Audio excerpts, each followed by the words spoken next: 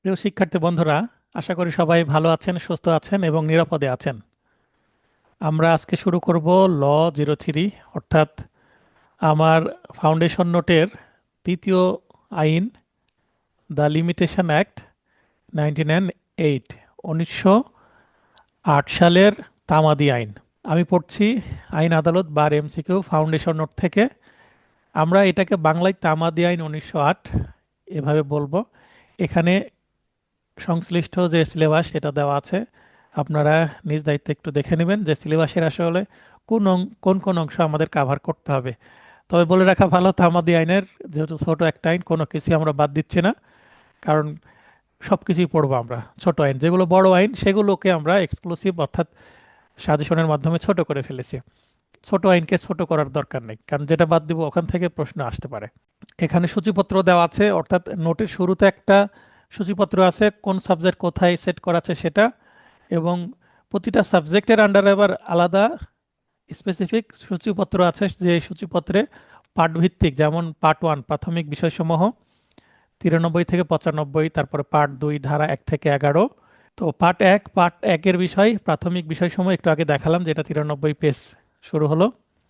তো প্রথমে যখন আমরা কোনো আইন শুরু করি, তো এই আইনের কিছু প্রাথমিক বিষয় দেখে নিই। যথারীতি এই আইনেরও আমরা দেখব, বিগত বার কাউন্সিল পরীক্ষার এমসিকিউ প্রশ্ন বিশ্লেষণ করব। আমি আপনাদের বার কাউন্সিলের এমসিকিউ পরীক্ষার প্রস্তুতির জন্য কোর্স করাই, জুডিশিয়ারির কোর্স করাই না। যেহেতু জুডিশিয়ারির কোর্স করাই না, তাই আমি বিশ্লেষণ শুধু বার কাউন্সিলই করি। কিন্তু জুডিশিয়ারির প্রশ্ন আমি নিজে দেখি, মানে আমি বিশ্লেষণ জুডিশিয়ারির প্রশ্ন করেছি। নোটের শুরুতেই দেখবেন যে বার কাউন্সিল এবং জুডিশিয়ারি উভয়ই নতুন প্রশ্নের প্যাটার্নের আলোকে নোটটা তৈরি। তার মানে আমি বিশ্লেষণ দুইটাই করেছি, কিন্তু দেখিয়েছি শুধুমাত্র বার কাউন্সিল। যেহেতু আমরা পরীক্ষা দেব বার কাউন্সিল, অতএব বার কাউন্সিলের বিশ্লেষণটাকে আমাদের ফোকাস করতে হবে। এবং আমি এর পাশাপাশি জুডিশিয়ারি প্রশ্ন কিভাবে বার কাউন্সিলে সেট হয় সেটাও দেখেছি। ইভেন শুধু বাংলাদেশ না, অন্যান্য মানে ফরেন কান্ট্রি যে বার কাউন্সিল আছে সেখান থেকে প্রশ্ন কি স্টাইলে পরিবর্তিত হয়ে বাংলাদেশ বার কাউন্সিলে কিভাবে সেট হয় সেগুলো আমি রিসার্চ করি। সেগুলো আমার কাছে ডকুমেন্ট আছে, ম্যাটেরিয়াল আছে। তো আমরা জানি যে 2012 সাল থেকে বার কাউন্সিলের এমসিকিউ পরীক্ষার সূচনা হয়। তার আগে এমসিকিউ পরীক্ষা হতো না, শুধুমাত্র রিটেন এবং ভাইভা হতো। 12 সাল থেকে টোটাল মোট 8টি, সর্বশেষ 2025 সালে পরীক্ষা হয়।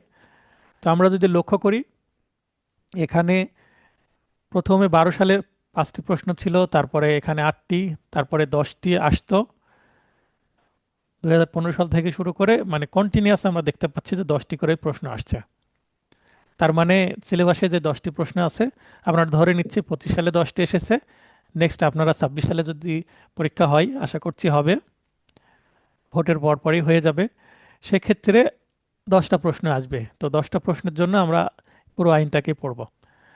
এই আইনের যে ধারাগুলো আছে, ধারা সবগুলোই পড়ব, কিন্তু 93টি আর্টিকেল আছে, অনুচ্ছেদ আছে, সেখান থেকে আমি কমিয়ে দেবো, 50%-এর বেশি কমিয়ে দেবো, 90টার মতন সর্বোচ্চ পড়বো। তার মানে সেখানে আমরা এক্সক্লুসিভ করেছি, কিন্তু ধারা একটাও বাদ দিব না। দেখেন, 3 ধারা থেকে প্রশ্ন এসেছে, 5 ধারা থেকে এসেছে, 26 ধারা থেকে এসেছে। এই 3টা ধারা থেকে বিগত সালেও প্রশ্ন এসেছে। আর এই যে এখানে অনুচ্ছেদ 39, তারপরে অনুচ্ছেদ এখানে 104, এখানে যেগুলো স্টার দেওয়া আছে, যেমন অনুচ্ছেদ 124, 144, 148, 152, এই স্টার দেওয়াগুলো কিন্তু নতুন। তার মানে বিগত সালে এখান থেকে কখনো প্রশ্ন আসেনি, এবার নতুন। এটা একটা বিপজ্জনক বিষয়, যে আপনি শুধুমাত্র বিগত সালের যারা প্রশ্ন পড়ে পরীক্ষা দিতে যাবেন তাদের জন্য টাফ হয়ে যাবে পরীক্ষা। কারণ এবার নতুন দেখেন কয়টা, 1 2 3 4 5টি, 10টির মধ্যে 5টি প্রশ্ন কিন্তু একেবারে ফ্রেশ প্রশ্ন, নতুন জায়গা থেকে এসেছে। এই কারণে কোনো কিছু আসলে বাদ দেওয়াটা টাফ। মানে শর্ট সাজেশন আপনারা বলেন, ফাইনাল টাচ নোটে যেটা থাকবে, তো শর্ট সাজেশনের ভরসা করাটা বোকামি হবে। আমরা কমপ্লিট প্রস্তুতি নিব এই নোটের মাধ্যমে, এবং শেষে শর্ট সাজেশন দিব শেষ সময়ের প্রস্তুতি হিসাবে। এটা আমাদের শেষ করতেই হবে, তারপরে সেটা। অনুচ্ছেদ 157, তাহলে আমরা ধারা থেকে মাত্র 3টি, অনুচ্ছেদ থেকে 7টি প্রশ্ন আসছে। মজার বিষয় হচ্ছে যে আমার যে নোট, এই নোটের এই যে 23 সালের যে প্রশ্নটা আমি বিশ্লেষণ করেছিলাম, দেখিয়েছিলাম 23 সালের, দেখেন এখানে 84, 91, 95, 96, 113, তাহলে 1 2 3 4 5 এবং 120, তাহলে কয়টা হলো? 6টা। লক্ষ্য করছেন কেমন যেমন ভাই? জি জি স্যার। এই 23 সালের যে 6টি প্রশ্ন, এই অনুচ্ছেদ, এই আমার মাত্র 2টা পেজের মধ্যে আছে। মাত্র 2টা পেজ থেকে এই প্রশ্নগুলো কমন পেয়ে গেছে, মানে আমার 23 সালের স্টুডেন্টরা কমন পেয়েছে।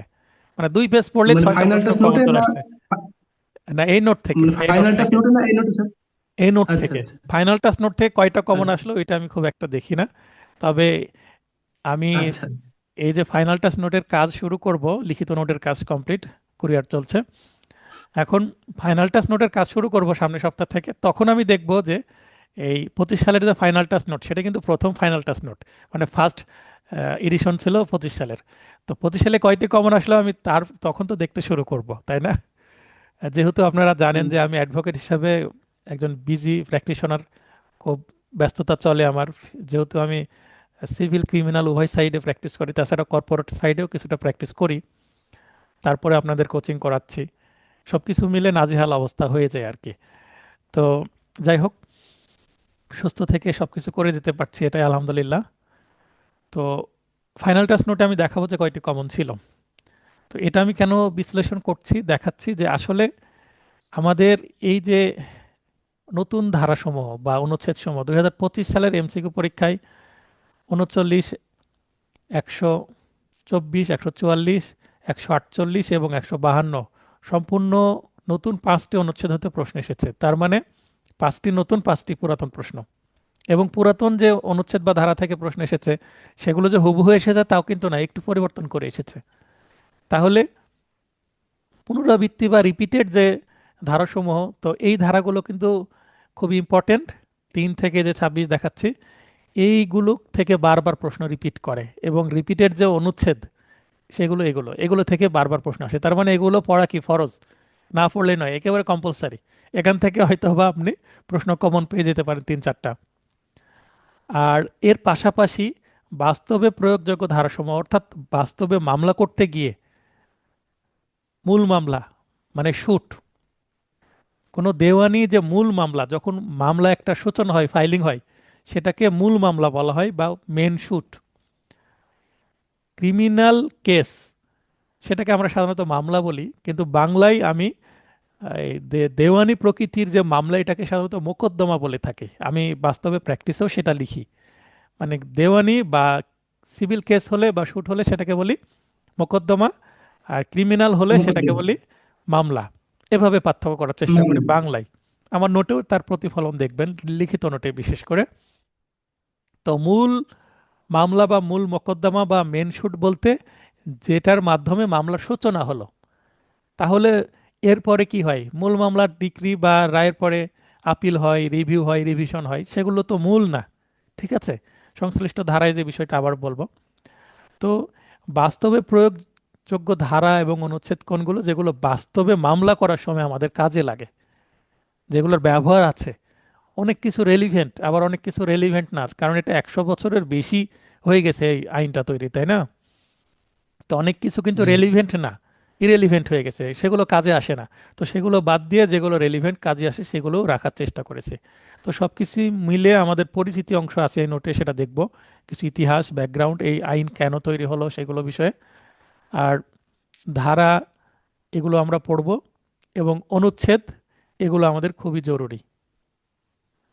তো এখানে মন্তব্য করছি আমি কেন, যে এই যে বিশ্লেষণ থেকে আমরা কি উপলব্ধি করতে পারছি, যে পরিচিতি অংশ থেকে প্রশ্ন কম হয়। পরিচিতি মানে কত সালে এটা আইন হয়, কত নম্বর আইন, এই আইনটা ড্রাফট ড্রাফট কে তৈরি করেছে, এটসেট্রা এটসেট্রা। অতীতে ধারা থেকে বেশি প্রশ্ন করা হলেও বর্তমানে অনুচ্ছেদ থেকে বেশি প্রশ্ন করা হচ্ছে। আপনি বিশ্লেষণ দেখেন যে আগে কিন্তু ধারা থেকে বেশি প্রশ্ন হতো। দেখেন এখানে 13 সালে জি দেখেন, জি। পরিচিতি থেকে একটি, ধারা থেকে 6টি, অনুচ্ছেদ থেকে মাত্র একটি। তাহলে আগে ধারাকে গুরুত্ব দেওয়া হতো বেশি। 17 সালে দেখেন, সর্বশেষ সহজ প্রশ্ন ছিল 17 সালের, এবং এ যাবৎকালের সবচেয়ে কঠিন প্রশ্ন হচ্ছে 20 সালের প্রশ্ন। 20 সালের ফেব্রুয়ারির 28 তারিখ যে পরীক্ষাটা হয়, সবচেয়ে কঠিন। কেন কঠিন বলছি, এই প্রশ্নটা দেখলেই বুঝতে পারবেন, অন্য আইনটা বাদ দিলাম। এখানে দেখেন 17 সালে পরিচিতি থেকে একটি প্রশ্ন এসেছে, ধারা থেকে 7টি, অনুচ্ছেদ থেকে মাত্র 2টি। ওই সময় কেউ অনুচ্ছেদ পড়তোই না, মানে দুই একটা গুরুত্বপূর্ণ অনুচ্ছেদ পড়তো, যেমন 120, 142। 120 হচ্ছে খুব সহজ, মানে সবচেয়ে সহজ অনুচ্ছেদ, যে যদি তামাদির স্যার। মেয়াদ বর্ণনা করা না থাকে তাহলে 120। 142 হচ্ছে সুনির্দিষ্ট প্রতিকার আইনের 8 ধারায় মামলা করা তামাদির মেয়াদ 12 বছর। আর 120 হচ্ছে 6 বছর। এটা খুবই কমন, মানে বারবার বহুল ব্যবহৃত। দেখেন আগের বছর 15 সালেও কিন্তু 120 থেকে প্রশ্ন এসেছে। তার মানে 17 সালের পরীক্ষাটা সহজ ছিল, আর সবকিছুই কি ধারা থেকে এসেছে, হ্যাঁ বাকিগুলো সব দেখেন ধারা থেকে এসেছে। তার মানে সহজ ছিল প্রশ্নটা। 14 নম্বর ধারা থেকে দেখেন 2টা প্রশ্ন এসেছে। এরপরে 20 সালে কেন কঠিন বলছি, দেখেন 5, 6 এবং 26 মাত্র 3টি ধারা, এবং হঠাৎ করেই 7টি অনুচ্ছেদ থেকে প্রশ্ন সেট হয়েছে। তার মানে যারা অনুচ্ছেদ পড়ে যায়নি তারা কিন্তু 2020 সালে কি বিপদে পড়েছেন, পাশ করতে পারেননি অনেকেই। তার মানে এই যে অনেক, এটা কঠিন কেন বলছি, কারণ 2017 সালের প্রশ্ন এবং 2020 সালের প্রশ্নের প্যাটার্ন যদি লক্ষ্য করি, আমূল পরিবর্তন। এবং এটা হওয়ার কারণ কি, 2012, 13, 15 এবং 17 এই 4টি পরীক্ষা জুডিশিয়ারি নেয়নি। এই 4টি পরীক্ষা বার কাউন্সিল নিজে প্রশ্ন সেট করেছে। তাই আগের প্রশ্ন রিপিট হয়েছে অনেক, হুবহু রিপিট হয়েছে অনেক, এবং সহজ হয়েছে। 2017 সালে মানে 100টা প্রশ্নের মধ্যে 53টা প্রশ্ন ধারাভিত্তিক, এটা কোন ধারায় আছে, এটা কোন অনুচ্ছেদে আছে, এই স্টাইলের প্রশ্ন। তার মানে প্রশ্নের গভীরে বা প্যাচ লাগানো প্রশ্ন নাই, সহজ প্রশ্ন। এবং 47টা হচ্ছে অন্য প্রশ্ন। 2020 সালে হঠাৎ আমূল পরিবর্তন, কারণ জুডিশিয়ারি প্রশ্ন তৈরি করতে শুরু করলেন। এই কারণেই এই শিফট হয়েছে। এখন 22 সাল, 23 সাল এবং 25 সাল, 25 সালে এসে সহজ হয়েছে। কেন সহজ হয়েছে, অনেকে বুঝে গেছে যে অনুচ্ছেদ থেকে প্রশ্ন হচ্ছে, তাই আমার নোটেও আমি অনুচ্ছেদ সেট করেছি। দেখেন আমার নোট থেকে কিন্তু তামাদি আইনে 10-এ 10ই কমন, কারণ আমি তো বুঝে গেছি যে প্রশ্ন জুডিশিয়ারি করছে। তো এই জুডিশিয়ারির 2007 সাল থেকে এ যাবৎ যতগুলো প্রশ্ন এসেছে সবগুলোকে বিশ্লেষণ করেছি। ইভেন জুডিশিয়ারির যে রিটেন প্রশ্ন সেগুলোও আমি দেখেছি, কারণ রিটেন ছোট ছোট 2-1 নম্বরে যে প্রশ্ন থাকে সেগুলোও কিন্তু বার কাউন্সিলে এমসিকিউ আকারে চলে আসে। বা জুডিশিয়ারিতে এই বছর যেটা রিটেনে হলো সেটাই জুডিশিয়ারির এমসিকিউ নেক্সট ইয়ারে সেট হয়ে যাবে। অর্থাৎ রিটেনের ছোট প্রশ্নগুলো পরবর্তীতে বার কাউন্সিল বা জুডিশিয়ারির এমসিকিউ এ সেট হয়। যদি জুডিশিয়ারির প্রশ্নের কথা বলি, তাহলে জুডিশিয়ারি এবং বার কাউন্সিলের প্রশ্নের স্ট্যান্ডার্ড বা মানের মধ্যে খুব একটা পার্থক্য নাই। বলতে গেলে বার কাউন্সিলের প্রশ্নই কঠিন, কারণ যারা জুডিশিয়ারির পরীক্ষা দেয় তারা কিন্তু অনেক মেধাবী স্টুডেন্ট। আর বার কাউন্সিলের পরীক্ষা কিন্তু একেবারে সবাই মেধাবী স্টুডেন্ট না, এটা আমাদের স্বীকার করতে হবে। অনেক বয়স্ক প্রার্থীও আছে, জি তাই না? তো সেই জি জি বিবেচনায় বার কাউন্সিলের প্রশ্নই কিন্তু কঠিন জুডিশিয়ারির থেকে। যদিও জুডিশিয়ারিতে আইনের বাইরে অন্যান্য সাবজেক্টও আছে, সাহিত্য আছে, ইংরেজি আছে, কিন্তু বার কাউন্সিলে 100 নম্বরেরই আইনের প্রশ্ন হয়। যদিও সিলেবাস বড় জুডিশিয়ারির, এই কারণে সেটাকে কঠিন মনে হতে পারে, কিন্তু প্রশ্নের মান বিবেচনায়, স্টুডেন্টের ক্যাপাসিটি বিবেচনায় বার কাউন্সিলের প্রশ্ন ইদানিং কঠিন হচ্ছে। এখন 25 সালের প্রশ্নটা সহজ কেন হলো, কেন মনে হচ্ছে, কারণ অনেকে অভ্যস্ত হয়ে গেছে এবং নিজেকে ওইভাবে প্রস্তুত করেছে। এবং অনেকেই শুধু বাসায় একাকী না পড়ে কোচিংয়ের শরণাপন্ন হয়েছেন, অনেকে একটু পড়াশোনা বেশি ফোর্স দিয়েছেন। এই কারণে বুঝে গেছেন যে কি স্টাইলে পরীক্ষা হচ্ছে। কোচিং করলে যে সুবিধাটা, নিয়মিত আপনি পড়তে পারবেন। এই যে এখন আপনাদের সাথে যে কথা বলছি আমি, এই কথাটা আপনার কাজে লাগবে। এখন পর্যন্ত পড়া শুরু করিনি, কিন্তু এই আধা ঘন্টার গল্প আপনার এই সাবজেক্টকে বোঝার জন্য অনেক হেল্প করবে। এবং জি প্রস্তুতি কিভাবে নিতে হবে এই মেন্টরশিপটা আপনি পাচ্ছেন। আপনাকে একটা পথ প্রদর্শন করছে যে এই পথে এভাবে যেতে হবে। তো এই যে বিশ্লেষণ করতে তো আমার একদিন সময় লাগেনি, অনেক সময় লেগেছে, তাই না? কন্টিনিউয়াস পরিশ্রম করে জি এটা তৈরি করতে হয়েছে নির্ভুলভাবে। তো এইটা আপনি রেডি পেয়ে যাচ্ছেন। তো এটা রেডি পেয়ে অনেকে এটা পড়ে বোঝার চেষ্টা করেন, অনেকে হয়তো বা এই পেজটা কি করেন, স্কিপ করে চলে যান। তো স্কিপ করবেন না, ভালোভাবে বোঝার চেষ্টা করবেন যে এটাতে কি বোঝানো হয়েছে। এবং এই চার্টে যেটা বোঝানো হয়েছে সেটা আবার নিচে কিন্তু আমি বুঝেও দিয়েছি এগুলোতে। এবং এই চার্ট করার উদ্দেশ্য কি, এবং এই মুহূর্তে যে আলোচনাগুলো করলাম এই মন্তব্য পর্যন্ত, মন্তব্যের 3 নম্বর পয়েন্টে কি বলছি, কিছু কিছু ধারা ও অনুচ্ছেদের পুনরাবৃত্তি হলেও, মানে এখন বর্তমানে কিছু কিছু ধারা বা সেকশন এবং আর্টিকেলের রিপিটেশন হচ্ছে, তবে নতুন ও বাস্তব প্রয়োগ আছে এমন ধারা ও অনুচ্ছেদ থেকেও কিন্তু প্রশ্ন হচ্ছে। এটাই সবচেয়ে বিপদের জায়গা, তাই না? যে নতুন জায়গায় আমাকে ফোকাস করতে হবে, শুধু পুরাতন বিগত সালের প্রশ্ন পড়লেই হবে না। বার কাউন্সিল এবং জুরি সারির বিগত সালের প্রশ্ন পড়ে গেলে, প্রশ্ন ব্যাংক যেটাকে বলা হচ্ছে, জাস্ট প্রশ্ন আছে আলোচনা নাই, সেগুলো পড়ে গেলে পাশ করার সম্ভাবনা খুবই কম। কারণ প্রশ্ন যতই সহজ হোক, রিপিটেড প্রশ্ন কম হচ্ছে, নতুন নতুন জায়গা থেকে প্রশ্ন হচ্ছে। এবার এতক্ষণ যে আলোচনা করলাম, কেন এই আলোচনা করার কারণ হচ্ছে আমরা নেক্সট যে পরীক্ষা আপনারা দিবেন এটার সাজেশনটাকে কিভাবে আমি রেডি করেছি সেটার যৌক্তিকতা দেখাচ্ছি। আমি একটা কিছু তুলে দিলাম যে এগুলো পড়েন তাহলেই হয়ে যাবে। তো সেগুলো করার জন্য, সাজেশনটা রেডি করার জন্য বিগত বছরের প্রশ্ন বিশ্লেষণপূর্বক পরবর্তী এমসিকিউ পরীক্ষার জন্য নিম্নরূপ সাজেশন প্রণয়ন করা হলো। তার মানে আমি, মানে একটা সাজেশন রেডি করে দিলাম যেন তেন করে, তেমন না। তার মানে এই সাজেশনটা তৈরি করার পিছনে একটা ডিপ রিসার্চ আছে, অনেক বুঝে সুঝে সাজেশনগুলো সেট করা হয়েছে, কোনটা 3 স্টার, কোনটা 2 স্টার, কোনটা 1 স্টার। পরিচিতি, পরিচিতি অংশ থেকে এই আইনের ইতিহাস, উদ্দেশ্য, পরিধি, গুরুত্বপূর্ণ তথ্যাবলী, প্রয়োগ ক্ষেত্র, কোন ক্ষেত্রে প্রয়োগ হবে, কোন ক্ষেত্রে প্রযোজ্য, কোন ক্ষেত্রে প্রযোজ্য নয়, প্রভৃতি আপনাকে জানতে হবে। জানার জন্য গাইড বা অন্য কিছু দরকার নাই, আমার এই নোটে আছে। এই নোটে খুব এক পলকে আপনারা সব কিছু পেয়ে যাচ্ছেন। সেগুলো আমি রিসার্চ করে আপনাদের জন্য তৈরি করে রেখেছি। ধারার মধ্যে আপনাদের এই মোট 29টি ধারা, মানে সবকিছু আপনাকে পড়তে হবে এখানে।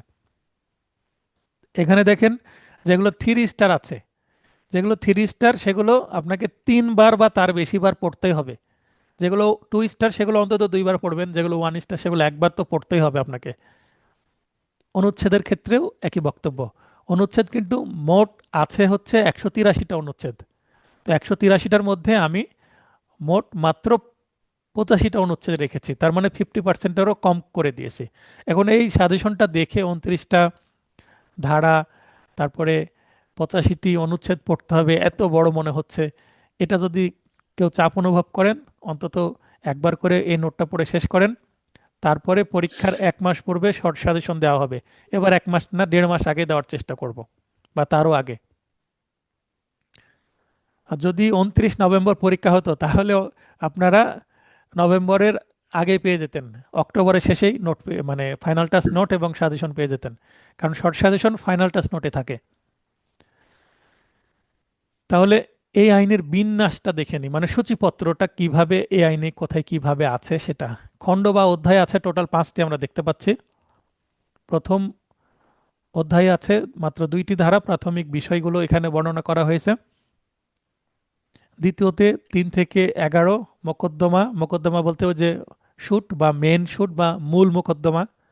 তারপরে আপিল ও দরখাস্ত এর তামাদি। তার মানে তামাদি আইনে মূল মোকদ্দমা বা শুধু মোকদ্দমা বা মামলা, আপিল এবং দরখাস্ত, এই 3টা বিষয়ে কিন্তু তামাদির মেয়াদ উল্লেখ করা আছে। এর বাইরে আরো একটা বিষয় থাকে কি, এর বাইরে আরেকটা বিষয় হচ্ছে রিভিশন। রিভিশন সংক্রান্ত তামাদির কিন্তু বিধান নাই। তবে এই যে দরখাস্তর মধ্যে কিন্তু আমরা কি বলতে পারি, দরখাস্ত কিন্তু রিভিউ আমরা বলে থাকি, রিভিউ কিন্তু দরখাস্তর মধ্যে আসে। রিভিউ কিন্তু এক ধরনের দরখাস্ত বা পিটিশন, আমরা দেখবো যখন অনুচ্ছেদ পড়ব। তৃতীয় অধ্যায় আছে 12 থেকে 25, তামাদি মেয়াদ গণনার পদ্ধতি, মানে মেয়াদগুলো কিভাবে ক্যালকুলেশন করা হবে সেটা। আর 3 থেকে 11 মধ্যে কিছু কি বিধান আছে, যেগুলো এই তামাদি সংক্রান্ত বিধান, কোনটা বাদ দিব কোনটা রাখবো, এই ধরনের কিছু বিশেষ বিষয় আছে। আপনারা সুবিধার্থে যাদের হাতে নোট আছে লিখে রাখতে পারেন। এই যে মোকদ্দমা, আপিল ও দরখাস্ত এর তামাদি, এখানে আপনারা লিখতে পারেন সূত্রসমূহ। যেমন আমরা আইন, সূত্র। হ্যাঁ সূত্রসমূহ লিখতে পারেন। যেমন আমরা হাই স্কুলে ম্যাথ পড়েছি, a+b² এগুলো একটা সূত্র। হ্যাঁ, অ্যালজেব্রা বা জি জি। বীজগণিতের সূত্র তো। 3 থেকে 11-তে আসলে কিছু সূত্র দেওয়া আছে, কিছু প্রিন্সিপালস দেওয়া আছে এই আইনের। আর সূত্র যখন হয়ে যায় তখন আমাদের কি শুরু হয়, ম্যাথে প্রশ্নমালা শুরু হয়। প্রশ্নমালার মধ্যে অঙ্ক প্র্যাকটিস করতে হয়, তাই না? কিছু উদাহরণ দেয়, তারপরে আবার অঙ্ক জি প্রশ্নমালা প্র্যাকটিস করতে হয়। তো আসলে 12 থেকে 25 হচ্ছে প্র্যাকটিসের জায়গা, মানে গণনা কিভাবে হবে, কোনটা বাদ যাবে কোনটা বাদ যাবে না, এই জিনিসগুলো আছে। আর চতুর্থ অধ্যায় হচ্ছে 26 থেকে 28। তো 26 থেকে 28, এই যে 1 থেকে 25 পর্যন্ত, এটা কিন্তু পদ্ধতিগত আইনের অংশ। আমরা জানি আইন প্রধানত 2 প্রকার, একটা পদ্ধতিগত, একটা হচ্ছে তত্ত্বগত। পেনাল কোড পুরোটাই কি জি তত্ত্বগত আইন বা সাবস্ট্যান্টিভ ল, তাই না? জি তো জি এখন যদি এই চিন্তা আমরা করতে যাই, তো তৃতীয় অধ্যায় বা 25 ধারা পর্যন্ত কিন্তু পদ্ধতিগত বা প্রসিডিউরাল ল, আর চতুর্থ অধ্যায় 26 থেকে 28, 26, 27, 28 এই তিনটা সেকশন দখল বলে মালিকানা বা সত্ত্ব লাভ করা, এটাকে ইংরেজিতে বলে প্রেসক্রিপশন। মানে এখানে এজমেন্ট আছে এবং অ্যাডভার্স পজিশন আছে। তো ইজমেন্ট এবং অ্যাডভার্স পজিশনের যে আইন, এই দুইটা কিন্তু অ্যাকচুয়ালি তামাদির বিষয় যদি এর মধ্যে বলা আছে, কিন্তু এটা কিন্তু তত্ত্বগত আইন। তার মানে এই আইনটা অন্য দিক দিয়ে বলতে গেলে এটা একটা হাইব্রিড লয়ের মতন। তার মানে এখানে প্রথমে প্রসিডিউরাল আছে, আর এখানে তিনটা সেকশন আছে কি তত্ত্বগত। তার মানে এখানে বলা আছে তত্ত্বগত আইনে যেমন আইন বলা থাকে, ওই আইনের বিধান বলে, কি হবে সেটা বলা থাকে সেটা। তো যদি এই প্রশ্ন আসে এটা কি প্রসিডিউরাল ল না কনস্ট্রাক্ট মানে সাবস্ট্যান্টিভ ল, সাবস্টেন্টিভ। তাহলে এটা কিন্তু প্রসিডিউরাল লই হবে, পদ্ধতিগত আইন, কারণ ওই দুই তিনটা সেকশনের জন্য এই আইনের প্রকৃতি পরিবর্তন হবে না। আর পঞ্চম অধ্যায় 29 থেকে 32, তার মধ্যে আবার 30, 31, 32 তিনটা বাতিল হয়ে গেছে, মাত্র 29 নম্বর একটি মাত্র ধারা এখানে আছে, সংরক্ষণ বা সেভিংস। তো সেভিংস, সেভিংস মানে প্রযোজ্য নয়, সেভিংস মানে প্রযোজ্য নয়, অর্থাৎ এই আইন কোন ক্ষেত্রে প্রযোজ্য নয় এটাকেই আসলে সেভিংস বা সংরক্ষণ বলা হচ্ছে। তার মানে এই আইনকে কোথায় খাটো করা হয়েছে, মানে সীমাবদ্ধতা, এই আইনের সীমাবদ্ধতা কতটুকু সেটা এখানে দেখানো হয়েছে 29 ধারাতে। এটা গেল আমাদের ধারার বিন্যাস। এবার প্রথম তফসিল বা দ্য ফার্স্ট স্কেজুয়াল এর যে বিন্যাস সেটা দেখব। বিভাগ, তিনটা বিভাগ আছে, প্রথম, দ্বিতীয় এবং তৃতীয়। প্রথম বিভাগে অনুচ্ছেদ আছে 1 থেকে 149। এখানে অনুচ্ছেদ সংখ্যা 149টি। এখানে দায়ের বা দাখিল বিষয় তামাদির মেয়াদ, কি দায়ের বিষয়ে, মোকদ্দমা বা মূল মোকদ্দমা, দায়ের বিষয়ে তামাদির মেয়াদ বর্ণনা করা আছে। একটা মামলা যখন সূচনা হবে আরজি দাখিলের মাধ্যমে, তো আরজি দাখিলের মাধ্যমেই কিন্তু মোকদ্দমা বা মূল মোকদ্দমা বা মেন সুট সূচনা হয়, সিভিল মামলার ক্ষেত্রে, দেওয়ানি মামলার ক্ষেত্রে। তো এখানে এই মামলা করার জন্য কত দিনের মধ্যে মামলা করতে হবে, এই মামলা করার জন্য কত দিনের মধ্যে করতে হবে, এই সংক্রান্ত বিধান কিন্তু এখানে 149টি অনুচ্ছেদে বর্ণনা করা হয়েছে। জাস্ট বলা হয়েছে বিষয়বস্তু, তামাদের মেয়াদ কত এবং তামাদের মেয়াদটা স্টার্ট হবে কবে থেকে।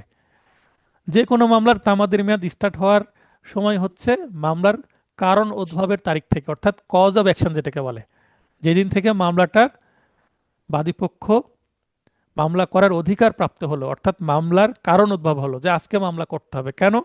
হয়তোবা আমার একটা সম্পত্তি আছে, অপর ব্যক্তি এসে আমার দখলে বাধা সৃষ্টি করছে, তার মানে সে আমাকে শান্তিপূর্ণ ভোগ দখলে ঝামেলা করছে, সেদিন থেকে মামলার কারণ উদ্ভব হলো। কতদিনের মধ্যে মামলা করতে পারবো, ওই দিন থেকে সেটা উল্লেখ আছে এই অনুচ্ছেদগুলোতে। এটা হচ্ছে বিষয়। দ্বিতীয় বিভাগে 150 থেকে 157, এখানে 8টি অনুচ্ছেদ আছে আপিল সংক্রান্ত। আচ্ছা, উপরে যে মোকদ্দমা আমরা দেখলাম, তো মোকদ্দমা মানে শুধুমাত্র দেওয়ানি মোকদ্দমা তামাদের বিধান আছে, কারণ পুরো তামাদি আইনে ক্রিমিনাল কেস বা ফৌজদারি মামলা সংক্রান্ত তামাদির মেয়াদ নাই। পুরো তামাদি আইন ফৌজদারি মূল মামলার ক্ষেত্রে প্রযোজ্যই নয়। তার মানে জি।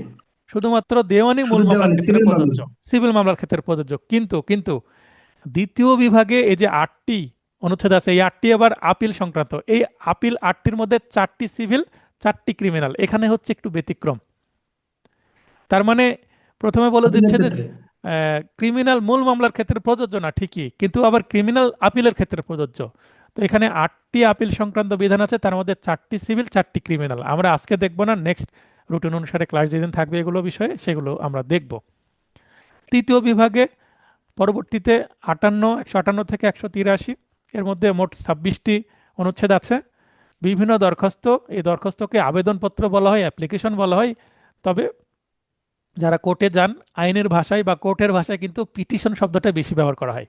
অ্যাপ্লিকেশন জি বলা যাবে, অ্যাপ্লিকেশন, দরখাস্ত, আবেদনপত্র সবই একই কথা, বা ফর্মাল লেটার, কিন্তু এটাকে পিটিশন বেশি ব্যবহার করা হয় কোর্টের ভাষায়। দেখবেন আদালতে গেলে পিটিশন দিতে হবে, টাইম পিটিশন দেন, এই ধরনের বক্তব্য, বা বেল পিটিশন আজকে দিতে হবে, এই ধরনের কথাবার্তা সিনিয়রের মুখে শুনতে পাবেন। তো এই পিটিশনকে আসলে দরখাস্ত বলা হয়।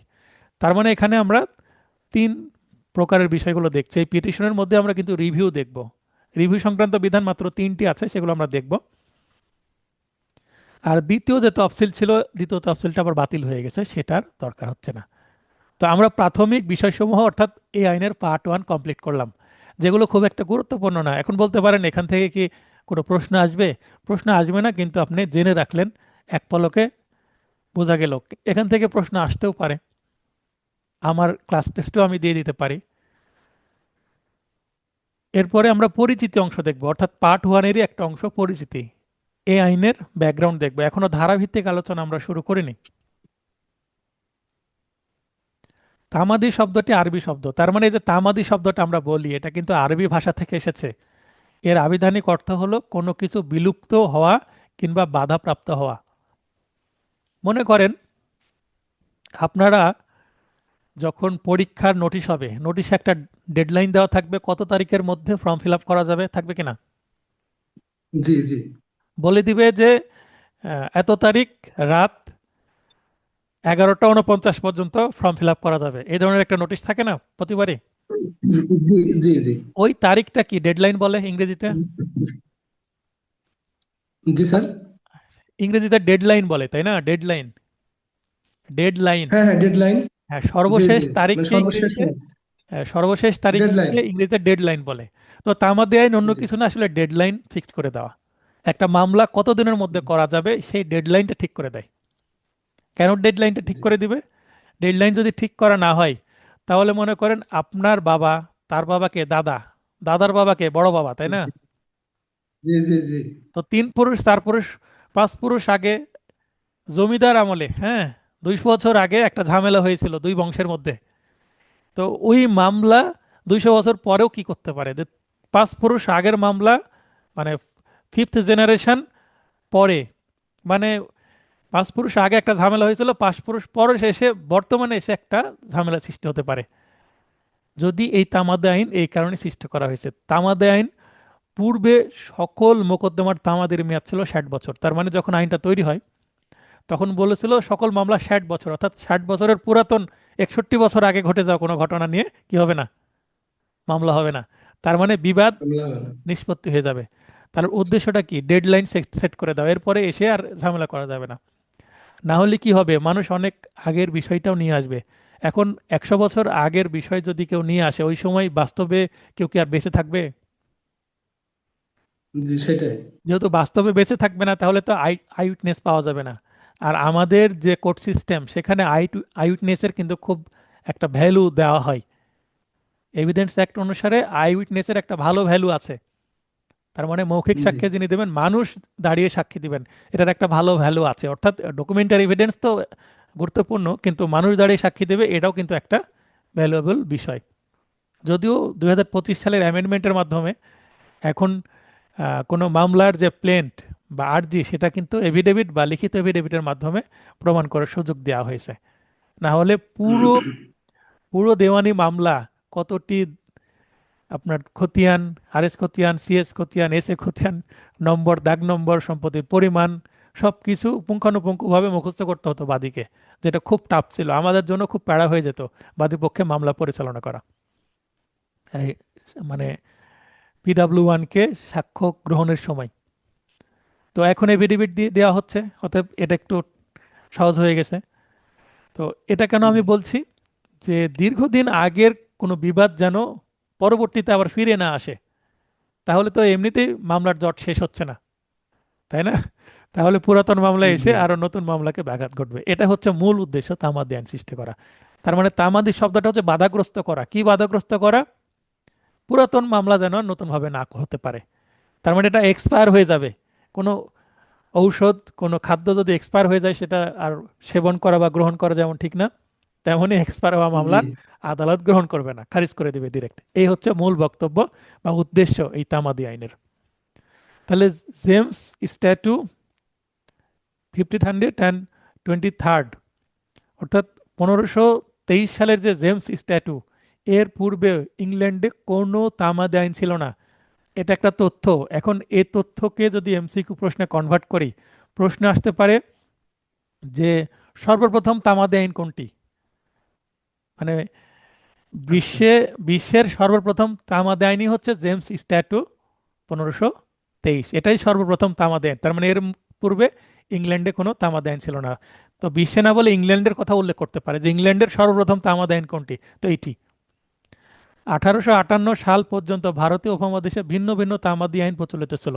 তো 1858, তার মানে পরবর্তীতে ভারতীয় উপমহাদেশে, ইন্ডিয়ান সাবকন্টিনেন্টে, মানে ভিন্ন ভিন্ন তামাদির আইন প্রচলিত ছিল, মানে এক একটা প্রদেশে এক একটা জায়গায় এক একটা নিয়ম, যেটা বিভ্রান্তি হতে পারে। তামাদ আইন সর্বপ্রথম পাশ হয়, অর্থাৎ আইনে পরিণত হয় 1859 সালে। তার মানে আমরা যে আইনটা পড়ছি 1908, এই আইন না, এই আইনের পূর্বপুরুষ। এই আইন তো নতুন, লেটেস্ট আচ্ছা। আইন, তাই না? এই আইনের আগেও জি 1859-এ কিন্তু সর্বপ্রথম তামাদি আইনটা কিন্তু একটা আইন আকারে, কোড আকারে বা অ্যাক্ট আকারে তৈরি হয়। তামাদি আইন সর্বপ্রথম কার্যকর হয় 1862 সালে। তার মানে ওই যে 1859 সালে যে আইনটা হলো সেটা 1862 সালে আসলে কার্যকর হয়। কার্যকর তার মানে সন্তান জন্মের পর পরই তো কথা বলতে শিখে না, তেমনি আইন যেদিন তৈরি হয়, যেদিন পাশ হয়, তার পর পরই কিন্তু কার্যকর হয় না। কেন? বর্তমানে ফেসবুকের জামানা, আজকে আইন হলে আজকে কিন্তু ইন্টারনেটে আমরা ওয়েবসাইটে পেয়ে যাচ্ছি, আর্কাইভে, গেজেটটা। কিন্তু জি ওই সময় তো আর জি ইন্টারনেট এত অ্যাক্সেস ছিল না, বা টেলিভিশনে এতটা ছিল না, রেডিও খুব একটা ছিল না, পরবর্তীতে আসছে। জি তো এই আইনটা সংশ্লিষ্ট জায়গায় প্রচার হতে হয়েছে প্রিন্ট আকারে। তো এটা সময় সাপেক্ষ ছিল, তাই আইন পাশ হওয়ার পরে সেটা বোঝার জন্যে, সেটা যথেষ্ট প্রচারের জন্য সময় দিতে হতো। তাই দেখবেন যে আইন পাশ হয়, তার কিছুদিন পরে, অন্তত কয়েক মাস বা 1-2 বছর পরে সেটা কার্যকর হয়, অবজারভেশনে রাখা হয় এবং প্রচারের জন্য সময় দেওয়া হয়, মানুষকে বোঝার জন্য সময় দেওয়া হয়। আচ্ছা, কার্যকর 1909 সালের 1লা জানুয়ারি 1 ও 31 ধারা, 7 আগস্ট 1908 হতে অবিলম্বে কার্যকর হয়। এই যে 7 নম্বর যে পয়েন্ট পড়ছি, এই আইনটা মানে বর্তমানে আমরা যে আইনটা পড়ি সেই আইনটা 2008 সালের আইন, কিন্তু 2009 সালে সেটা কি হয়, কার্যকর হয়। 1908। 1908 সালে কার্যকর হয়। এবং 1 নম্বর এবং 31 নম্বর ধারা, তখন 31 নম্বর ধারা ছিল, তো ধারাটি কিন্তু 7 আগস্ট 1908 হতে অবিলম্বে কার্যকর হয়। তার মানে এই আইনটা সর্বপ্রথম পাশ হয় কিন্তু 7 আগস্ট। তাহলে এই আইনটা যেটা 1908 সালের আইন, 7 আগস্টে পাশ হয়। এবং যখন আইনটা পাশ হয় তখন 1 নম্বর এবং 31 নম্বর, এই 31 নম্বর, এই দুইটি ধারা, 1 এবং 31, এই দুইটি ধারাও অবিলম্বে কার্যকর হয়, অর্থাৎ পাশের সময় থেকে কার্যকর হয়। এবং অন্যান্য ধারাগুলো কার্যকর হয় পরবর্তী বছর, অর্থাৎ 1909 সালের 1লা জানুয়ারি থেকে, মানে নিউ ইয়ার থেকে। তামাদি আইন 1908 উক্ত সালের 9 নম্বর আইন। এটি একটি পদ্ধতিগত বা প্রসিডিউরাল বা অ্যাডজেক্টিভ ল, যেটা প্রসিডিউরাল, এটাকে আবার ইংরেজিতে অ্যাডজেক্টিভ লও বলা হয়। তামাদি আইনের শুরুতে প্রস্তাবনা আছে, কিছু কিছু আইনের শুরুতে প্রস্তাবনা বা প্রিয়াম্বল থাকে, তো এই আইনের শুরুতেও আছে। মোট বলবৎ ধারা বর্তমানে 29টি, বাতিল হয়ে গেছে 3টি। তাহলে ওই 3টি সহ কিন্তু 32টি হয়, শুরুতে 32টি ছিল। বলবৎ মোট তফসিল, একটি তফসিল আছে, দ্বিতীয় তফসিল বাতিল, যেটা আমরা বিন্যাস অংশে দেখলাম। এগুলো থেকে ছোট ছোট প্রশ্ন আসতেও পারে, এই কারণে এগুলো রাখা হয়েছে। প্রথম তফসিলে মোট অনুচ্ছেদ 183টি, এগুলো প্রশ্ন আকারে আসতে পারে, অলরেডি আমরা দেখলাম। আর প্রথম তফসিলে মোকদ্দমা, অর্থাৎ শুধুমাত্র দেওয়ানি মোকদ্দমা বা মূল মোকদ্দমা, আপিল, আপিলের মধ্যে ফৌজদারি ও দেওয়ানি উভয়, ও দরখাস্ত বা পিটিশন, দেওয়ানি রিভিউ সহ অন্যান্য পিটিশন, শুধু দেওয়ানি বিষয়ে তামাদির মেয়াদ সংক্রান্ত বিধান আছে। তামাদি আইন ফৌজদারি মূল মামলার ক্ষেত্রে প্রযোজ্য নয়, তার মানে আপিল এর ক্ষেত্রে প্রযোজ্য, কিন্তু মূল মামলার ক্ষেত্রে প্রযোজ্য নয়। তামাদি আইনে রিভিশন দায়ের বিষয়ে তামাদির মেয়াদ সংক্রান্ত কোনো বিধান নেই। তাহলে রিভিশনের বিধান আমরা কিভাবে কাউন্ট করি? বিশেষ আইনে রিভিশন দায়েরের বিধান সংক্রান্ত যে মেয়াদ, সেটা কিন্তু দেওয়াই থাকে।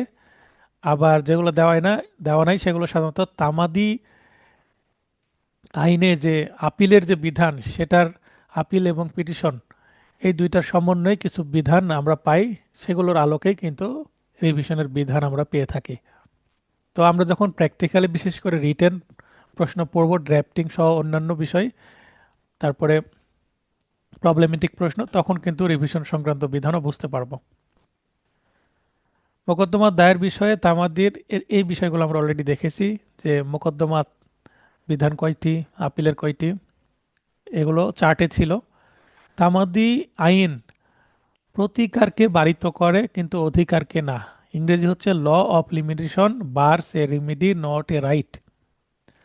তার মানে কোনো মামলা করার তামাদি মেয়াদ মনে করেন 1 বছর। যেমন 113 অনুচ্ছেদে আছে, কোনো চুক্তি কেউ যদি ভঙ্গ করে তাহলে সেই চুক্তিটি সুনির্দিষ্টভাবে কার্যকর করার জন্য বা বলবৎ করার জন্য বা চুক্তি প্রবলের জন্য তামাদি আইনে মামলা করার মেয়াদ হচ্ছে 1 বছর। এখন 1 বছর পরে কেউ যদি মামলা করতে চায়, তার মামলা নেওয়া হবে না, কারণ তামাদিতে বারিত হয়ে যাবে, তামাদির মেয়াদ শেষ। তার মানে এটাকে যে মেয়াদ উত্তীর্ণ হয়ে গেল মামলা, তাহলে বার এ রেমিডি, তার মানে মামলা করে ওই মামলায় বিবাদীকে চুক্তিতে শর্ত অনুসারে যেইভাবে বলা আছে সেইভাবে কাজ করতে বাধ্য করা যাবে। এটা হচ্ছে রেমেডি বা প্রতিকার। বাদী এই প্রতিকার যদি চায়, আদালত দিবে। তার যে স্বেচ্ছাধীন ক্ষমতা বলে, আদালত সেই ডিক্রি প্রদানের মাধ্যমে সেই প্রতিকার বাদীকে দিবে, যদি সময়ের মধ্যে মামলা নিয়ে আসা হয়। কিন্তু টাইম যদি পার হয়ে যায়, ডেডলাইন পার হয়ে গেলে, যেমন আপনারা ডেডলাইন পার হয়ে যাওয়ার পরে যদি দরখাস্ত করতে যান অনলাইনে, তাহলে কিন্তু আপনি আর পরীক্ষার ফর্ম ফিল আপ করতে পারবেন না। তেমনি তামাদি আইনের 3 ধারায় স্পষ্টভাবে বলা আছে, যদি সময় পার হয়ে যায় তাহলে কিন্তু মামলা দায়ের করার সুযোগ নেই। দায়ের করলেও সেটা ডিরেক্ট খারিজ হয়ে যাবে।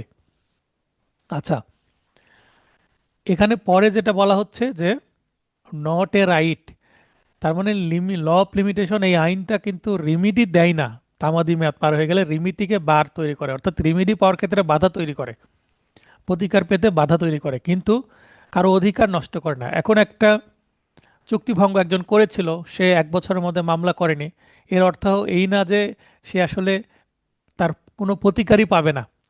আইনও তো এই আইনের মাধ্যমে প্রতিকার পাবে না, কিন্তু স্থানীয়ভাবে সে যদি সালিশ অথবা সে যদি কনভিন্সড করে আপোষে বসে সমাধান করতে চায়, সেক্ষেত্রে তার অধিকার আছে যে সে এইটা আপোষ বা মধ্যস্থতা বা সালিশের মাধ্যমে অগ্রসর হবে। মামলা করা যাচ্ছে না, ঠিক আছে, কিন্তু অন্যান্য পথ তার খোলা আছে। তার মানে সে মামলা করতে পারছে না, তার মানে এই না যে এই চুক্তি হয়নি, কখনো চুক্তি তো এক্সিস্ট করছে, যদিও এক্সপায়ার হয়ে গেছে সময়। এটা বলা হচ্ছে এই লাইন দ্বারা। এটা কিন্তু রিটেন পরীক্ষায় আসে, এই লাইনটা তুলে দিয়ে এমসিকিউ পরীক্ষায় আসতে পারে শূন্যস্থান আকারে। তামাদি আইন একটি স্বয়ংসম্পন্ন আইন, কেননা এতে মোকদ্দমা, আপিল, দরখাস্ত সকল বিষয়ে তামাদির মেয়াদ আছে। এই সেন্সে এটাকে একটি স্বয়ংসম্পন্ন আইন বলা হয়। এটা লিখিত পরীক্ষায় প্রশ্নে আসে যে তামাদি আইন একটি স্বয়ংসম্পন্ন আইন, ব্যাখ্যা করুন, এই ধরনের। তামাদি আইনের বিষয়বস্তু মূলত 3টি: মোকদ্দমা বা শুট বা মূল মোকদ্দমা, আপিল এবং দরখাস্ত বা পিটিশন বা আবেদনপত্র, যেটা অলরেডি আমি বলে দিলাম এর আগেই। তামাদি আইনের বিধানসমূহ মূলত 2টি পরিধিকে লক্ষ্য করে আলোচিত হয়েছে। তার মানে তামাদি আইনের যে বিধান, এই আইনের মধ্যে আমরা বিষয়বস্তু 3টা দেখলাম, কিন্তু এইটার যে প্রয়োগ প্রয়োগ বা এটার লক্ষ্য কি, এর ভিশন কি, এই আইনের ভিশনটা হচ্ছে এরকম যে এই আইনের মধ্যে যেগুলো আছে, যে দেওয়ানি, মূল মোকদ্দমা, আপিল ও দরখাস্ত বিষয়ে তামাদির মেয়াদ নির্ধারণ করা, অর্থাৎ ফিক্সড করে দিয়েছে যে এটার মেয়াদ এতদিন, এটার মেয়াদ এতদিন, এটার মেয়াদ এতদিন বা এত মাস, এত বছর, এটা বলেছে। এবং আরেকটা কি বলছে, তদুদ্দেশ্যে, অর্থাৎ এই যে মেয়াদ যে নির্ধারণ করা হবে, 1 বছর, 2 বছর, 3 বছর বলা হচ্ছে, 6 বছর বলা হচ্ছে, এই উদ্দেশ্যে তামাদির মেয়াদ গণনার কিছু পদ্ধতি বলে দিচ্ছে। তার মানে প্রথমত পদ্ধতি বলে দিচ্ছে ধারাগুলোতে, আর উপরে 1 নম্বরে যেটা পয়েন্ট দিয়েছি যে মেয়াদ নির্ধারণ করছে, মেয়াদ নির্ধারণ করে দিচ্ছে তফসিলে। কিন্তু মেয়াদ নির্ধারণের আগে এই মেয়াদগুলো কিভাবে আমি গণনা করব, সেগুলো আবার ধারাতে বলা আছে। এই হচ্ছে তামাদি আইনের 2টি লক্ষ্য। দেওয়ানি মামলায় তামাদির বিষয়টি মূলত আইন ও ঘটনার মিশ্র বিষয়। আইন ও ঘটনার মিশ্র বিষয় বলতে কি বোঝানো হচ্ছে? আইনে মনে করেন চুক্তি প্রবলের জন্য আইনে সময় দেওয়া হয়েছে 1 বছর, তাহলে এটা আইনগত বিষয় যে একশো জি তেরো অনুচ্ছেদ অনুসারে 1 বছর সময় দেবে, আইনে বলে দিচ্ছে, এটা হচ্ছে আইনগত বিষয়। জি আর ঘটনার বিষয় কি? কত তারিখে চুক্তি ভঙ্গ করেছে। তাহলে কত তারিখে চুক্তি ভঙ্গ করেছে এই তারিখটা জানতে গেলে আমাকে ঘটনাটা বুঝতে হবে, ফ্যাক্ট বুঝতে হবে, তাই না? জি তার মানে তামাদির মেয়াদ কত তারিখ থেকে শুরু হবে, cause of action. Cause of action কিন্তু একটা ঘটনা বা ফ্যাক্ট, বা আসলে মামলায় চুক্তি ভঙ্গ হয়েছে কিনা বা মামলার কারণোদ্ভব হয়েছে কিনা, এগুলো ফ্যাক্টের বিষয়। তার মানে তামাদি আইনকে আমাকে অ্যাপ্লাই করতে গেলে দুইটা জিনিস আমাকে দেখতে হবে। তার মানে কোথা থেকে শুরু হচ্ছে তামাদির মেয়াদ গণনা, মানে পয়েন্ট অফ ক্যালকুলেশন। যেমন আমি যদি বলি যে আগামীকালকে সকালে আমি কোর্টে যাব এবং কোর্টে যেতে আমার আধা ঘন্টা সময় লাগে, তাহলে দুইটা বিষয়, সকালে কোর্টে যাব এবং আধা ঘন্টা সময় লাগবে, তাহলে আধা ঘন্টা যে সময় লাগে এটা একটা বিষয়। এটা মানে জি ফিক্সড, এটা আইনগত বিষয়, মানে আধা ঘন্টা সময় লাগে সাধারণত। এটা আইনগত একটা বিষয় বা ফিক্সড একটা বিষয়। জ্যামে পড়লে, রাজশাহীতে জ্যাম কম, জ্যামে পড়ার সম্ভাবনা কম থাকে। কিন্তু আমি কয়টায় রওনা দিচ্ছি এটা একটা বিষয়, আবার আমি কোথায় থেকে রওনা দিচ্ছি এটাও একটা বিষয়।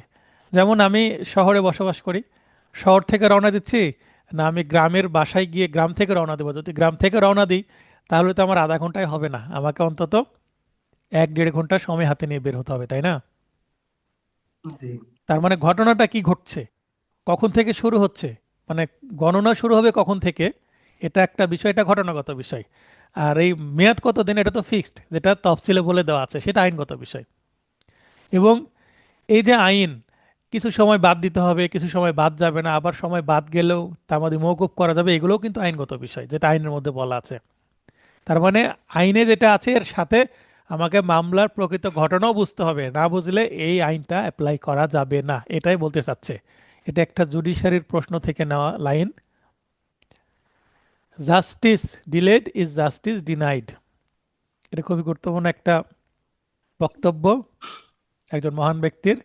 বলছে যে যেখানে বিচার বিঘ্নিত হয় সেখানে ন্যায় বিচার ব্যাহত হয়। তার মানে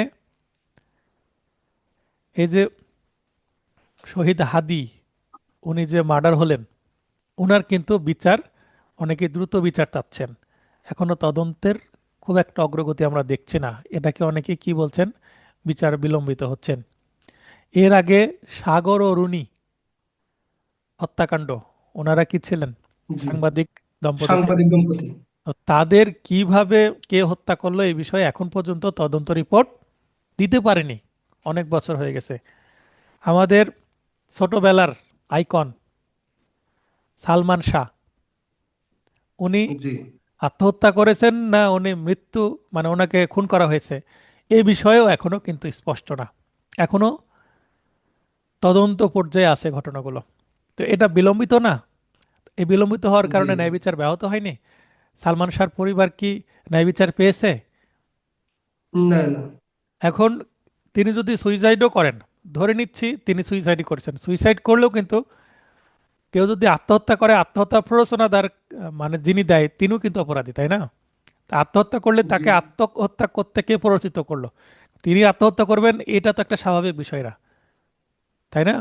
কারণ তিনি জি খুব দ্রুত সময়ের মধ্যে একজন বড় সুপারহিরো হয়ে যান বাংলাদেশের প্রেক্ষাপটে, জি এবং খুব সফল একজন ব্যক্তি। তো এই ব্যক্তি সুইসাইড করবে এটা তো মেনে নেওয়া যায় না, তো সুইসাইড করলে তার পিছনেও কোনো অপরাধী থাকতে পারে, আর খুন করলে তো অপরাধী অনেক আছে। তো ন্যায় বিচার এখানে ব্যাহত হয়েছে, কারণ বিচার বিলম্বিত হচ্ছে, এখনো সেটা ট্রায়াল পর্যায়ে যায়নি, তদন্ত পর্যায়ে আছে। তাহলে এই নীতির উপর তামাদি আইন প্রতিষ্ঠিত হয়, অর্থাৎ দেরি করে আসলে আপনি ন্যায় বিচার পাবেন না, তাই দ্রুত আসতে হবে, আপনাকে সজাগ থাকতে হবে। আপনার অধিকার যেখানে লঙ্ঘিত হচ্ছে আপনি দ্রুত মামলা করে ফেলেন। আপনার 1 মাস সময় আছে, 1 মাসের জন্য অপেক্ষা করার দরকার নেই, আপনি আজকে মামলা করে ফেলেন যত দ্রুত সম্ভব। এটাই হচ্ছে তামাদি আইন, আমাদের সচেতন হতে সহায়তা করে। তো এতক্ষণ পর্যন্ত পার্ট 1 আমরা পড়লাম, বিগত বার কাউন্সিল ও জুডিশিয়ারি পরীক্ষার এমসিকিউ প্রশ্নগুলো এখানে দেওয়া আছে। মাত্র 3টি প্রশ্ন আমরা দেখতে পাচ্ছি। এই প্রশ্নগুলো আপনারা পড়ে নেবেন। প্রশ্ন পড়তে যদি কোনো জায়গায় কোনো প্রবলেম হয়, যেটা বুঝতে পারবেন না, আমাকে পেজ নম্বর উল্লেখ করবেন যে এত নম্বর পেজের এত নম্বর প্রশ্ন আমি বুঝতে পারিনি, স্যার বুঝিয়ে দেন। আমাকে হোয়াটসঅ্যাপে, আমার ব্যক্তিগত হোয়াটসঅ্যাপে মেসেজ করলে আমি তাকে সময় দিয়ে বুঝিয়ে দেব।